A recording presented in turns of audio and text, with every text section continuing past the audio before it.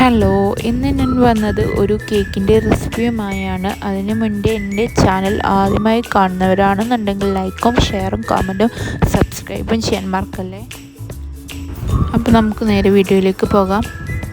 ഇതുപോലെ ഒരു ഗ്ലാസിൻ്റെ അളവിനാണ് ഞാൻ മൈദ എടുത്തത്. ഒരു ഗ്ലാസ് മൈദയും 2 ടീസ്പൂൺ കൊക്കോ പൗഡറും 1 ടീസ്പൂൺ ബേക്കിംഗ് പൗഡറും 1/4 ടീസ്പൂൺ ബേക്കിംഗ് സോഡയും ഒരു പിഞ്ചുപ്പും ചേർത്ത് നന്നായി മിക്സ് ചെയ്യുക. ഞാൻ ഇതുപോലെ ഒരു വിസ്ക് വെച്ചിട്ടാണ് ചെയ്തത്. ഇതുപോലൊരു പാത്രം എടുത്ത് അതിലേക്ക് 4 കോഴിമുട്ട, റൂം ടെമ്പറേച്ചറിലുള്ള 4 കോഴിമുട്ടയാണ് ഞാൻ ചേർത്തത്. ഇതൊന്ന് ബീറ്റ് ചെയ്തെടുക്കാം. ഇത് ആയതിനു ശേഷം ഇതിലേക്ക് നേരത്തെ എടുത്ത ഗ്ലാസിൻ്റെ അളവിൽ 1/4 കപ്പോളം പഞ്ചസാര കുറേശ്ശെയായി ചേർത്ത് ബീറ്റ് ചെയ്തെടുക്കാം. ഇനി ഇതിലേക്ക് വാനില എസൻസ് 1 ടീസ്പൂൺ ചേർക്കാം. എന്നിട്ട് നന്നായി ബീറ്റ് ചെയ്യുക.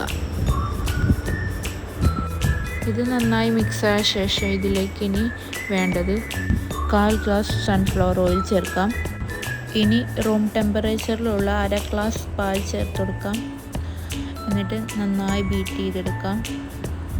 നേരത്തെ അരിച്ച് മാറ്റി വെച്ച മിക്സ് ഇനി നമുക്കിതിലേക്ക് ചേർത്ത് കൊടുക്കാം. കുറേശ്ശെ വേണം. ഇതുപോലെ ഒരു വിസ്ക് വെച്ച് വേണം മിക്സ് ചെയ്യാൻ. ഇനി വേണ്ടത് ഇതുപോലൊരു പാത്രമാണ് ഞാൻ എടുത്തത്. അതിൽ ബട്ടർ പേപ്പർ വെച്ച് കുറച്ച് ഓയിൽ തടവി കൊടുക്കുക. ഇനി കേക്കിൻ്റെ ബാറ്റർ ഇതിലേക്ക് ഒഴിച്ച് ഇതുപോലെ ഒന്ന് ടാപ്പ് ചെയ്തെടുക്കാം. തീ കുറച്ച് 45 മിനിറ്റോളം കുക്കാവാൻ വേണ്ടി വെക്കാം. ഇനി നമുക്ക് കേക്കിന് വേണ്ട ക്രീം തയ്യാറാക്കാം. 2 ഗ്ലാസ് വിപ്പിംഗ് ക്രീമാണ് ഞാൻ ഇതിന് വേണ്ടി എടുക്കുന്നത്. നമുക്ക് ഒന്ന് ബീറ്റ് ചെയ്തെടുക്കാം. നന്നായി ബീറ്റ് ചെയ്യണം. ഇനി വേണ്ടത് കേക്കിൽ ഒഴിക്കേണ്ട സിറപ്പാണ്. അതിന് വേണ്ടി ഞാൻ പാലും മിൽക്കി മേഡുമാണ് എടുത്തത്. അത് റെഡി ആയിട്ടുണ്ട്. ഈ സമയം കൊണ്ട് കേക്ക് റെഡി ആയിട്ടുണ്ട്. നല്ല സോഫ്റ്റ് പോലെ വന്നിട്ടുണ്ട്. കാണുമ്പോൾ തന്നെ അറിയാം. ബട്ടർ പേപ്പർ എടുത്ത് ഇത് 3 ഭാഗമാക്കി കട്ട് ചെയ്ത് നമുക്കിതിൻ്റെ ഫൈനൽ ലുക്ക് ഒന്ന് കണ്ടാലോ.